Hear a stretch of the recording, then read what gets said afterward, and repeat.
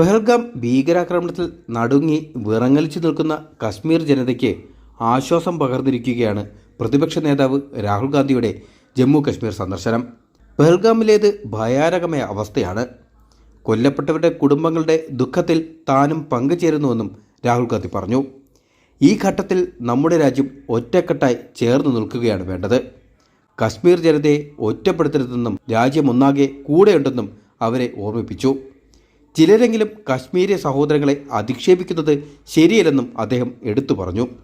നമ്മളെ തമ്മിൽ തല്ലിക്കുകയാണ് ഈ ഹീനമായ ആക്രമണത്തിൻ്റെ ലക്ഷ്യമെന്ന് ഓരോ ഇന്ത്യക്കാരനും മനസ്സിലോർക്കണമെന്നും അദ്ദേഹം പറഞ്ഞു.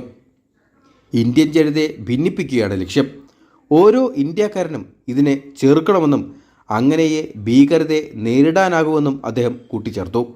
ഭീകരതയ്ക്കെതിരായ ഈ യുദ്ധത്തിൽ സർക്കാരിൻ്റെ എല്ലാ നടപടികൾക്കും പ്രതിപക്ഷത്തിൻ്റെ പിന്തുണയുണ്ടാകുമെന്നും അദ്ദേഹം പ്രഖ്യാപിച്ചു.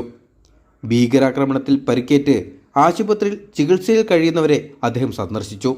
ഇന്ന് രാവിലെയാണ് പ്രതിപക്ഷ നേതാവ് രാഹുൽ ഗാന്ധി ശ്രീനഗറിലെത്തിയത്.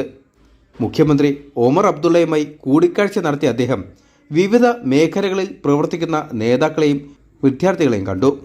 കശ്മീരിൻ്റെ മുറിവുണക്കുക എന്നതാണ് രാഹുലിൻ്റെ സന്ദർശനത്തിൻ്റെ പ്രധാന ലക്ഷ്യം.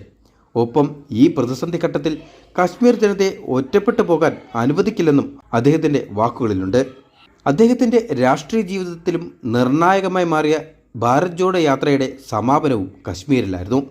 2023 ജനുവരി 30 ശ്രീനഗറിലേക്ക് നടത്തിയ സമാപന പ്രസംഗത്തിലും കശ്മീരിനോടുള്ള വൈകാരിക വായ്പ് രാഹുൽ ഗാന്ധി പ്രകടിപ്പിച്ചിരുന്നു.